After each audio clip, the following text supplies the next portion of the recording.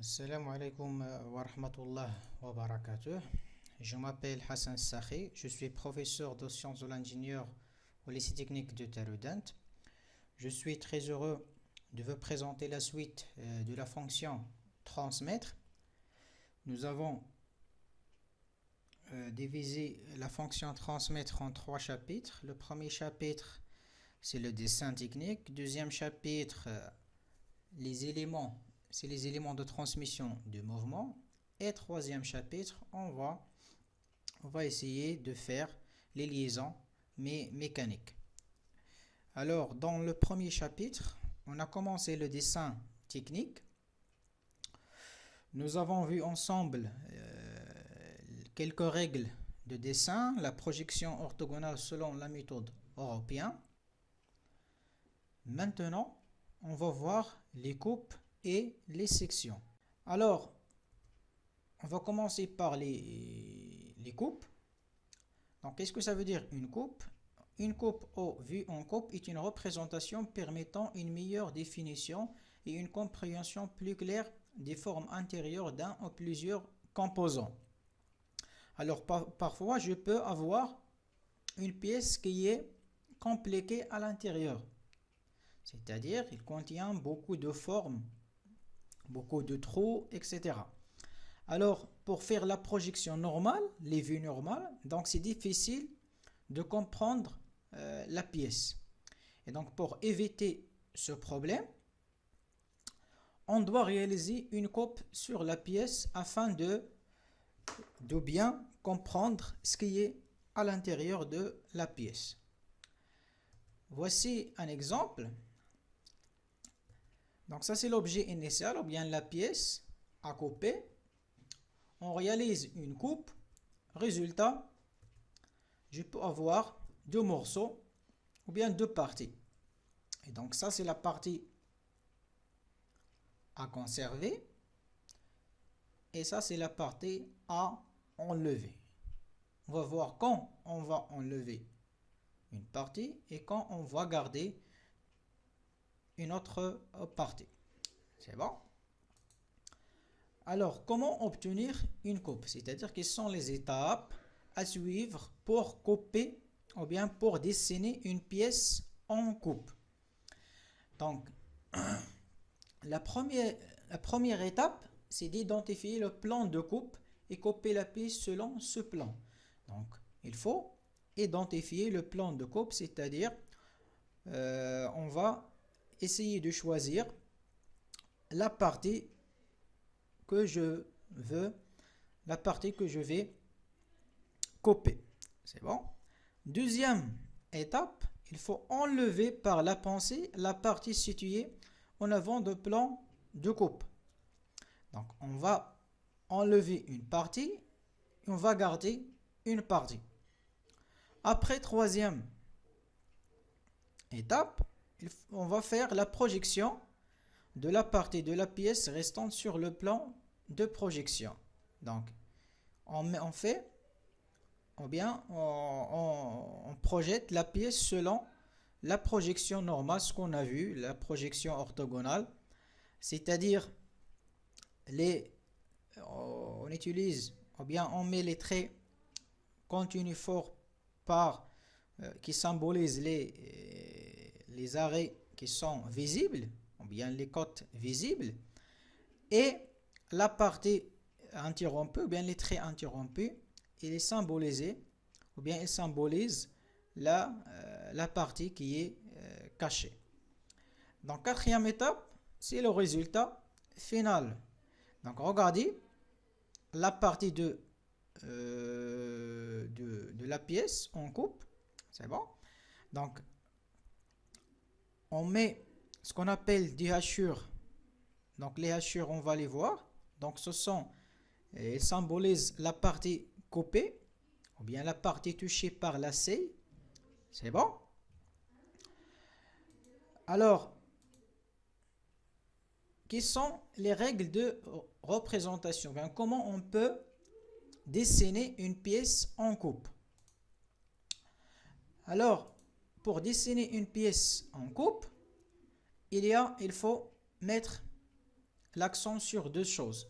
Le plan de coupe et les hachures. C'est bon? Alors, donc pour le plan de coupe, il est matérialisé par un trait mixte fin, donc trait d'axe. Donc on utilise le trait d'axe. Donc le trait d'axe, c'est un trait mixte fin renforcé aux extrémités par deux traits mixtes forts courts. C'est bon? Donc ça c'est le plan de coupe. Donc il est matérialisé par un trait d'axe. Donc ça c'est un trait, voilà. Donc c'est un trait d'axe. C'est comme l'axe si on veut tracer l'axe d'une pièce cylindrique par exemple. Alors, mais la différence entre l'axe normal et l'axe de plan de coupe, c'est les extrémités de plan de coupe. Donc ici, on met des traits mixtes forts. C'est bon? Donc je mets des traits mixtes forts et courts. Donc ça, bon, il y a deux normalisations. Donc ça, c'est la nouvelle normalisation. Ça, c'est au niveau des extrémités de plan de coupe. Et l'ancienne normalisation. Ça, c'est le sens. Il faut... Regardez, la flèche, elle indique le sens de la lecture. C'est-à-dire, cette partie-là, je vais enlever, bien, je vais supprimer cette partie. C'est bon? Et je vais garder l'autre partie.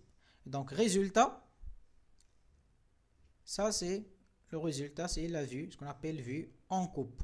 Et on met deux majuscules, donc A-A, qui indique le plan de coupe. C'est-à-dire, la lettre AA, elle indique le plan de coupe, c'est ce plan-là. C'est bon? Si jamais j'ai plusieurs plans de coupe, donc AA, BB, CC, etc. C'est bon? Quoi encore? Oui, donc les hachures, il ne faut pas oublier les hachures. Donc ça, ce sont des hachures.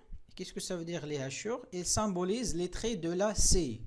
C'est bon? Ils symbolisent les traits de la C. Ils se représentent en traits continus, fins et inclinés de préférence de à 45 degrés pour une même pièce. Pardon. Donc, les hachures, ce sont des traits fins. Donc, ils sont inclinés, ils sont parallèles. Alors, en général, ils sont inclinés de préférence à 45 degrés. C'est bon? Et ça, c'est la vue normale non coupée. C'est bon? Regardez. Donc, on utilise des traits forts, des traits continus forts. Pourquoi? Parce qu'ils sont visibles lorsque je fais la coupe, ou bien lorsque je vais réaliser une coupe. Donc ça, c'est la partie, ça va être une partie qui est visible. Alors que sans coupe, donc elle est cachée. Donc d'où pourquoi, ou bien la raison pourquoi on a mis des traits cachés. C'est bon? Bien sûr, il existe des types de hachures en fonction de la matière de la pièce. Donc, dans le cas général, on utilise bien ce type de hachure. C'est bon? Donc, ça c'est pour l'acier, le symbole pour cuivre et alliage de cuivre. Ça c'est pour l'aluminium, pour le plastique, etc. Et ça c'est pour des matières ou bien des pièces en bois. C'est bon? Bien.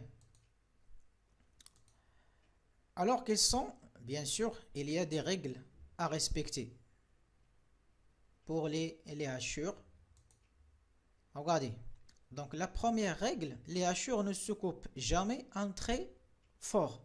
Les hachures ne se coupent jamais en trait fort. Donc par exemple, je coupe cette pièce. Donc j'ai un tréfort ici, c'est-à-dire il est visible. Donc il ne faut pas passer les hachures sur les traits forts. C'est bon. Deuxième règle, les hachures ne s'arrêtent jamais sur un trait interrompu court. Donc un trait interrompu court correspond à quoi? Correspond à une cote ou bien un trait qui est caché dans la pièce. Alors un trait qui est caché, regardez, il faut pas, c'est-à-dire il faut éviter d'arrêter sur les traits interrompus courts. C'est bon. Et donc ça c'est le tracé qui est correct. C'est bon.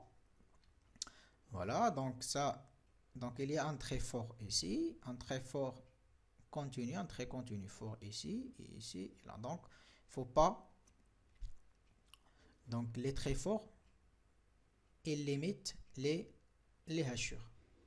C'est bon. Troisième règle, les pièces pleines situées dans le plan de coupe ne se coupent pas. Exemple, les goupilles, les clavettes, les vis, etc. Donc, premier exemple, c'est la goupille. Donc, la goupille ne doit pas être hachurée longitudinalement. Alors, la goupille, c'est une pièce qui permet de réaliser l'assemblage entre deux pièces. C'est bon, en général, c'est pour fixer deux pièces ou bien pour assembler deux pièces. Donc, ça, c'est la goupille. C'est bon. Ça, c'est les deux pièces en coupe.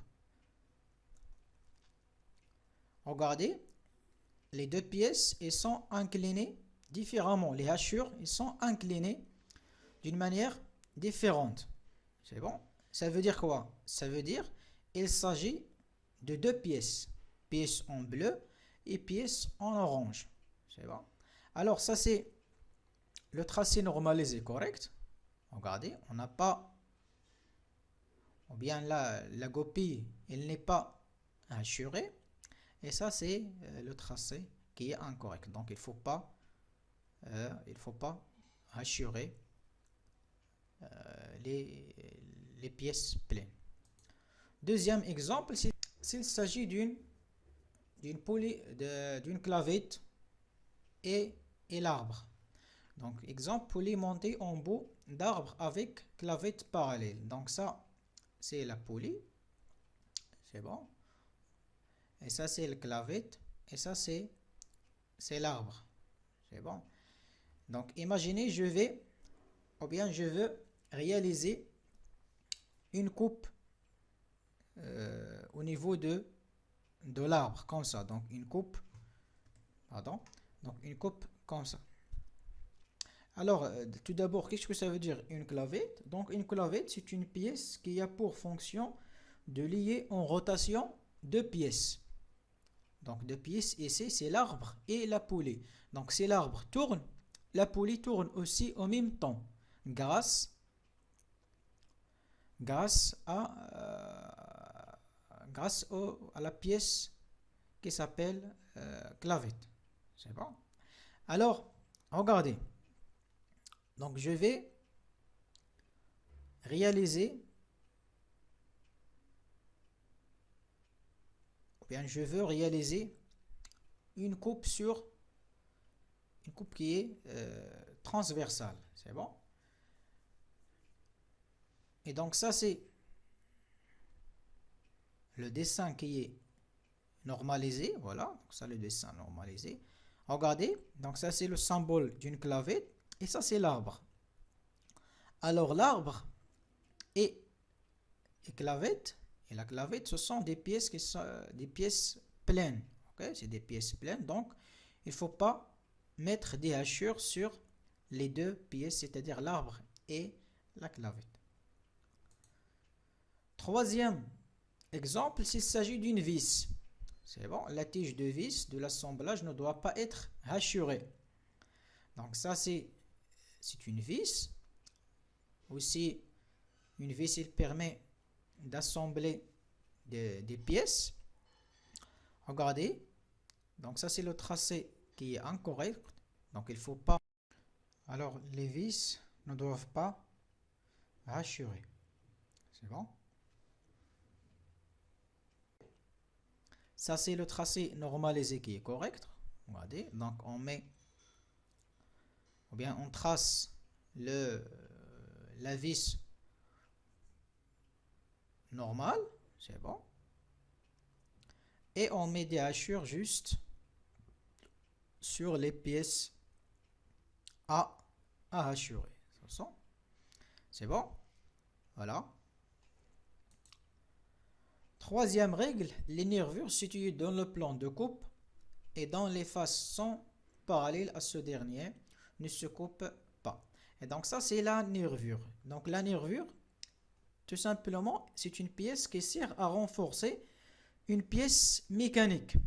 Donc on met la nervure pour, si vous voulez, pour renforcer la pièce. Si je veux couper cette pièce comme ça, donc c'est-à-dire le plan de coupe situé, ou bien elle traverse la nervure, donc il ne faut pas hachurer cette nervure. Donc ça c'est la pièce par exemple, ça c'est la nervure. Donc si je veux réaliser la coupe comme ça, c'est bon. Donc la coupe comme ça.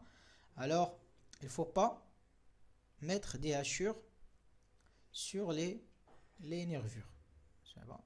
Alors par conséquent, ça c'est le tracé normalisé. Donc on ne met pas les hachures. C'est bon. Donc ça c'est le plan de coupe AA. La partie à enlever et ça c'est la partie à conserver. Et donc regardez, on réalise ou bien on met des hachures juste sur la pièce et non sur la nervure. Bien. On passe maintenant aux sections. Donc qu'est-ce que ça veut dire? Qu'est-ce que ça veut dire une section?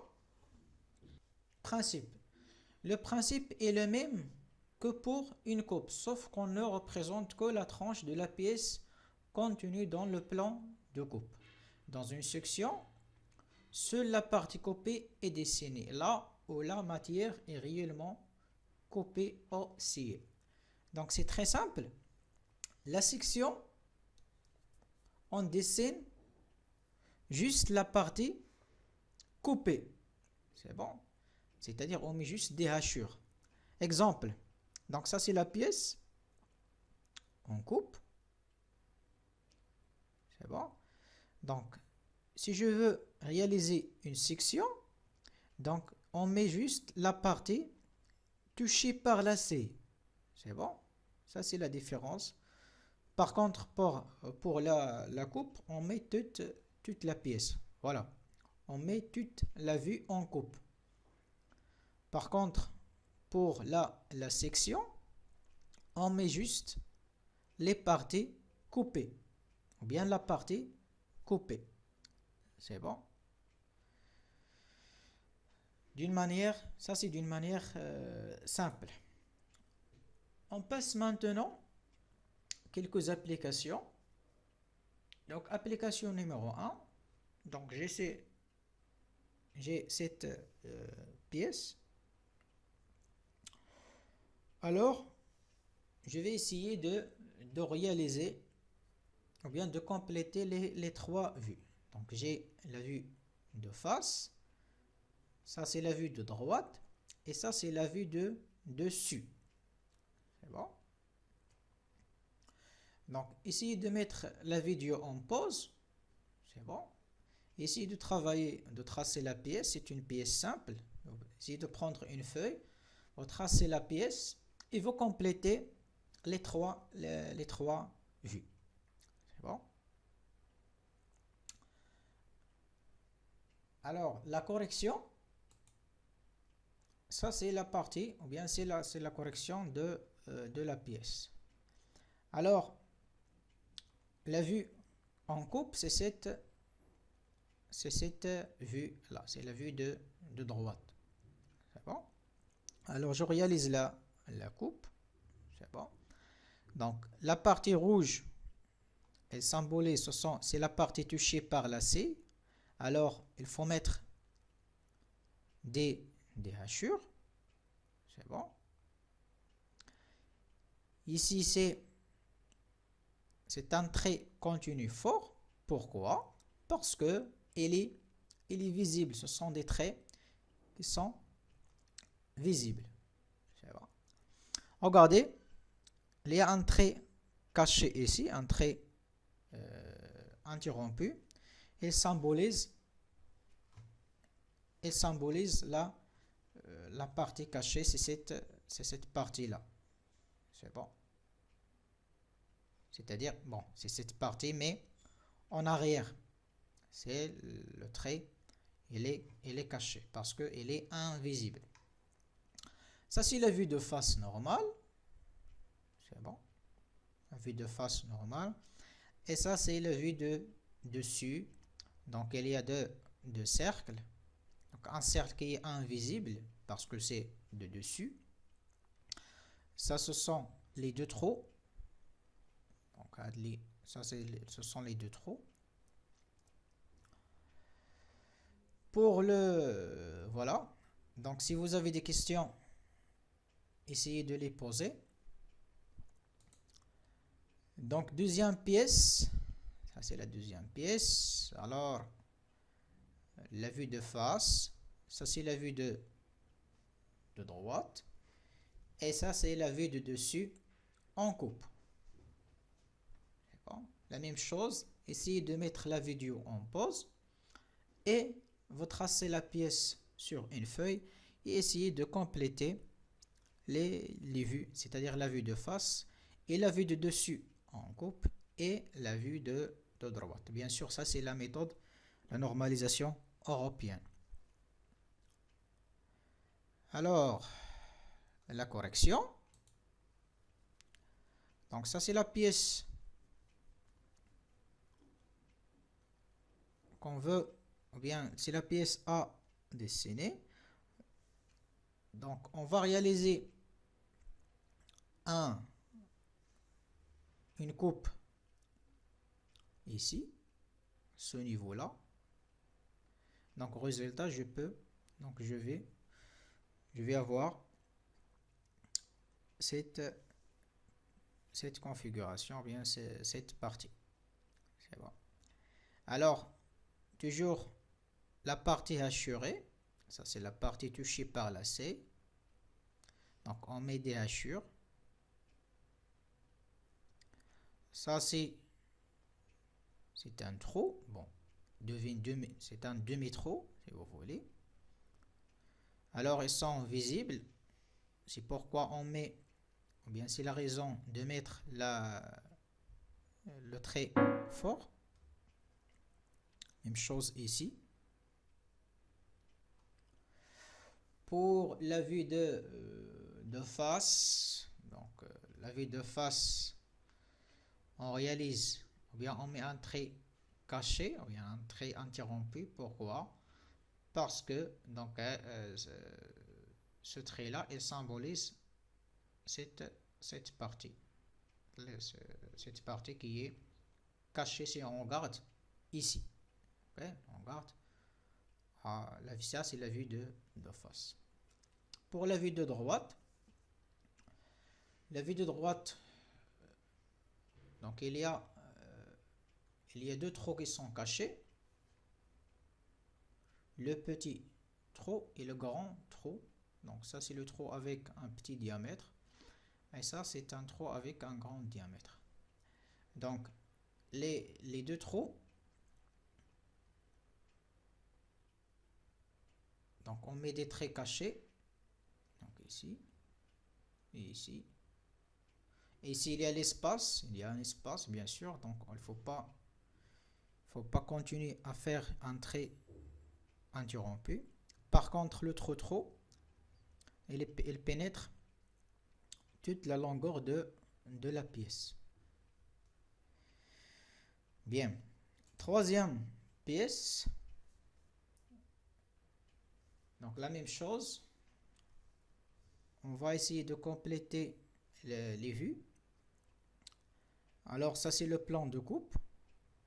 Bon, ça c'est le résultat. Ça c'est la partie à conserver. Alors on va essayer de faire la correction. Donc ça c'est la correction. Toujours si vous avez des questions, merci de les poser. Donc ça toujours c'est la partie hachurée. Voilà. Donc ça c'est la partie hachurée. Le trou, donc on met un trait fort. Et un trait fort, il est limité par un arrêt qui est visible. C'est bon, mais un trait visible. La vue de face, donc on a déjà fait cette pièce dans la classe, donc c'est simple. Les traits cachés, ils symbolisent le trou, okay? Avec l'axe bien sûr. Ici il y a un trait interrompu, c'est-à-dire il est caché. Il symbolise quoi? Il symbolise là un petit trait ici. Voilà. Donc ce niveau-là, c'est celui-là, mais dans l'autre côté. Dans l'autre côté ici. C'est bon. Alors, ça c'est ce qu'on peut dire sur les coupes et les sections en résumé. Donc, on va essayer de faire s'il vous plaît, essayer de faire les 3 pièces avec la correction. La prochaine fois, Inch'Allah, on va faire on va essayer d'étudier les éléments de transmission et transformation de mouvement. Alors, merci pour votre attention. À la prochaine fois, Inch'Allah.